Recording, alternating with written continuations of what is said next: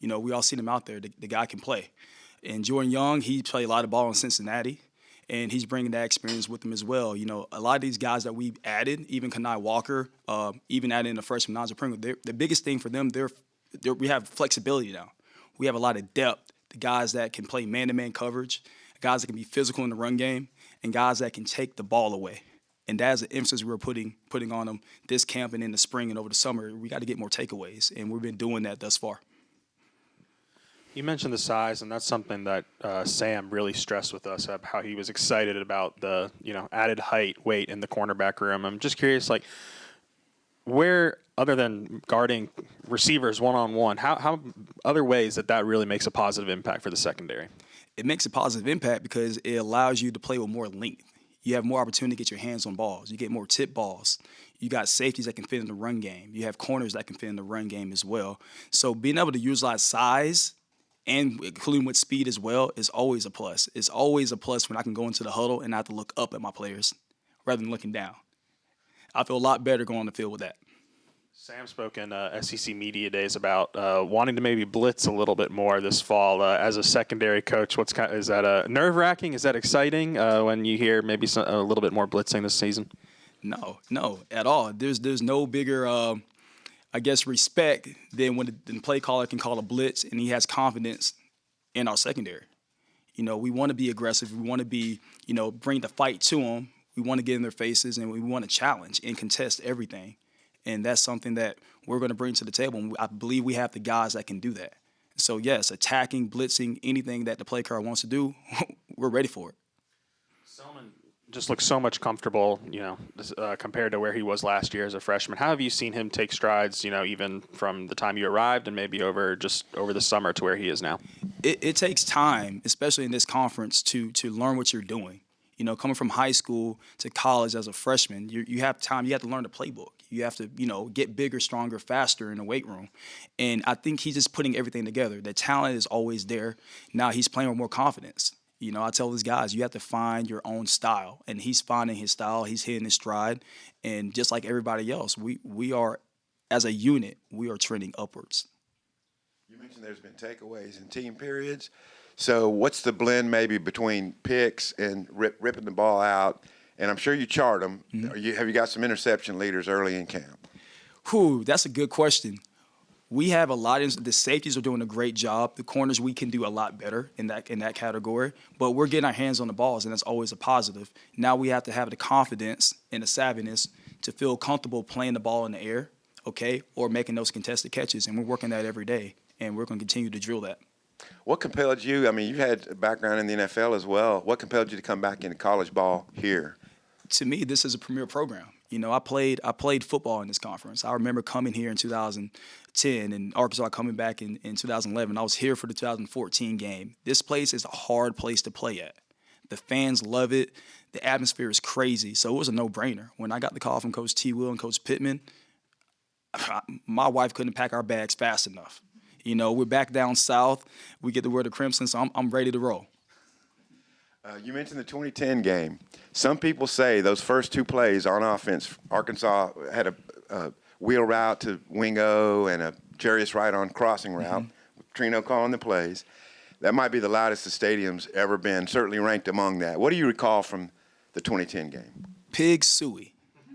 Pig suey. I don't think I had pork for the next 2 months after that game. It was a wild atmosphere, and once again, coming in Arkansas, we're throwing the first punch, and they did that. And we knew going in, we always respected Arkansas, and knowing that they're going to play hard, it's going to be tough. This is a tough place to play at. And with the fans there, with the pig suey, it can get a little wild. Coach, on the opposite end of Julian and Selman, Kanai, there's Keyshawn Davila, who's not that big. Talk about how he's doing. I have one word. He's a dog. He's a pit bull out there, and he has something to prove.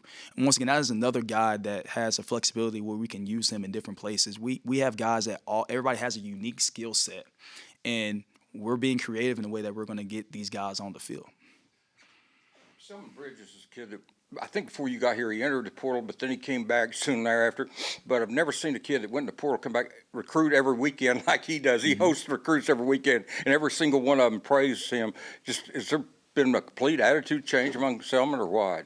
No, I just think, in this day and age, when guys exploring their options, I think it's just curiosity at the same time. And he's always been bought into the program, and he's still doing his thing now, and I'm glad he stayed. He's definitely a player that we can use, and I'm excited for his future. Sam has talked a lot about the importance of finding your cornerbacks first before you fill out the other positions. I think Julian's had that spot at left locked up movement with Kanai and Selman. What has stood out to you about that battle? Really, it's really open. We're all competing. It's only been day 5, guys. We added some guys, and this is a good problem to have.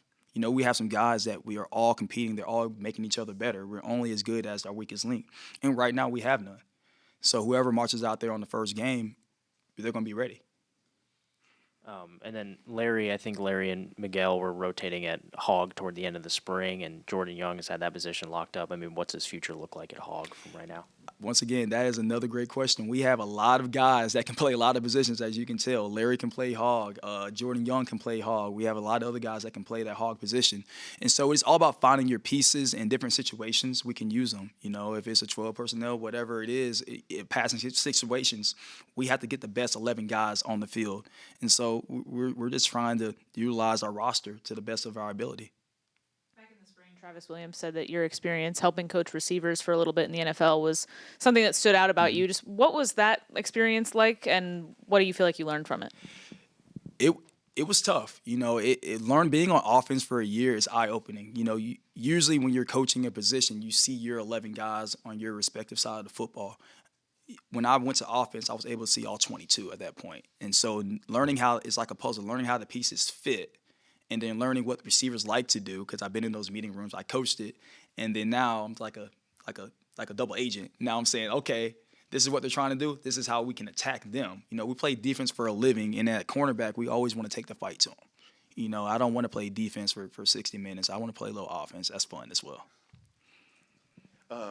We've like talking to Marcus. His communication skills seem to be pretty strong. What's your relationship with Marcus like back there? Man, he's very wise. He's been around the block. He's coached at numerous places, and he brings a lot of wisdom and experience. And I just love when he speaks. When he speaks, everybody listens. And I learn a lot from him as I go along the way. And he brings a certain calmness to the room and to the secondary. So Coach Woodson has been fantastic to me, been fantastic to the players. And we're definitely getting the best version of Marcus Woodson. You've had to prepare for Petrino offenses, I mean, at least in 2010 and 11, maybe some other games. But what kind of hallmarks, what kind of things do you see out of Petrino offense that make it tough? It's whatever the flavor of the week is. He's very creative. He's very unique. And I think that is why he's one of the brightest offensive minds in football, and everybody has respect for Coach Petrino. And, he's going to dial him up. We see it every single day. So it's strap it up and let's go. Coach, some people are concerned that, with Andrew Armstrong going to pros, 78 catches, then so many, like the top 9 receivers are all gone from last year. But what have you seen from receivers, and what can you tell people who are worried about the receiver room? I mean, you go against those guys every day, and we're out there pushing each other. Like we said we have a lot of big corners. We have a lot of speed, on the offense, and so, they're making it hard for us. If you come to any of the practices, they're doing their thing as well, and it's back and forth. Speaking of size, Antonio Jordan, what were your thoughts against him? On Antonio. Just like a lot of players we did a great job of recruiting. We brought in some guys that I believe can really help this team, whether now or in the future. So I think the future is always bright for Jordan. Anybody in particular giving you guys fits at wide receiver? A different guy shows up, is what it is. They're very, very, very unique in how they use these guys. So, it just depends. Each guy is doing their thing and making plays, and, we can't take any off plays out there.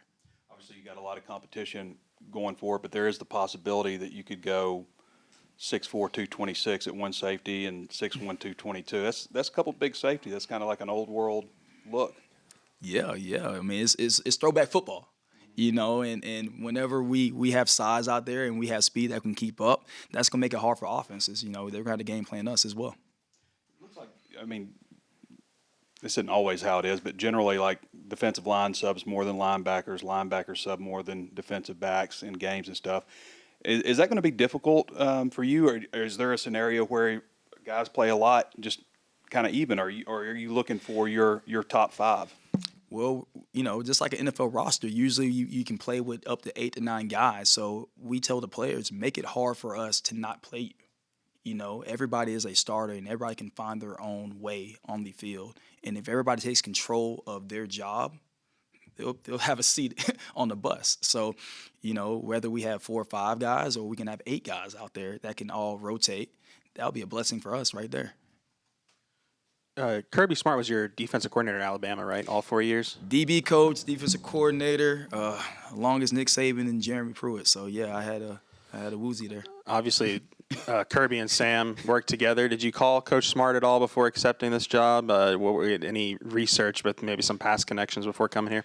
No, I did not. I just knew that Coach Pittman and Kirby worked together in the past, and I knew it would be a very similar experience as well from my experience down in Alabama. So I knew it was going to be structured, stern at the same time, and the way that they lead the players and what they demand from the team was going to be very similar and unique at the same time. Coach Saban's obviously a secondary guy. Any pillars from learning from him that you're trying to carry over here into your coaching career now? Yes, enjoy the process. This is fun. This is the best time of their lives as well. At the end of the day, they get to continue playing the game that they love, that they've been playing since they were a kid. So it can be very business-like at times, but keep the main thing to maintain is playing football is fun. And so if you don't look at it as a job, you don't look like, I have to be here. Look at it as you're playing a sport that you love. You get to go to work every day and play football. I get to go to work every day and coach football. What's better than that? You've touched on your experiences in the NFL a little bit already, but were there any lessons, experiences from your time coaching in the NFL that you've taken here now that you're trying to implement at Arkansas? Just the details. You always want to coach your players, but you can't let anything slide. You can't fall in love with the result. You want to be able to coach your guys and coach them for the next play. So even though they got an interception, a pass breakup, a forced fumble, there was another coaching point before that. Because next time, it could be that 1 out of 10 times, it could have been a negative play and bad for the Hogs. So continue to coach for the next play. That's one of the biggest things I learned as, for myself for coaching in the NFL, because they will expose that. Nick, what is the challenge or maybe the balance just in roster building whenever you have so much size, but at the same time, you can't sacrifice the speed in this conference? To me, it all goes back to recruiting, in the portal and who the guys are getting. What kind of defense do you want to run? You're going to be more of a zone defense. You're going to be more of a man, press, quarters, cover 3. There's different variations. And so you have to also find the players that can fit your system or make your system fit your players. And so I think, Coach T. Will has done a great job of being very open-minded and flexible and being very unique to the roster that he does have. And so I'm excited to see what we do this year. Given a little bit of time you spent on the other side of the ball, impressions of Taylon Green, his development, how much better he can make the defense in practice? He can affect the game in multiple ways. You have to account for him in anything you do. And he's a big guy. He can see the field. He can make every throw on the field. And he can run. And so I think we're always in the game when we have him on the field. I know we've asked a few times about guys who, don't maybe have their roles yet, but is there anything that you've seen from Kani Walker and what he could maybe look like heading into the season? Man, Kani is high energy, high motor, all day, every day, and he brings the passion. He brings the tempo, and he has been a difference maker thus far for us as far as the impacting on the field. And so I'm excited to see how we can use him in his experience because he's played a lot of football too. And so this is a good problem to have. Once again, we have a lot of guys that are competing and challenging to get on the field, and we're going to find a spot for everybody.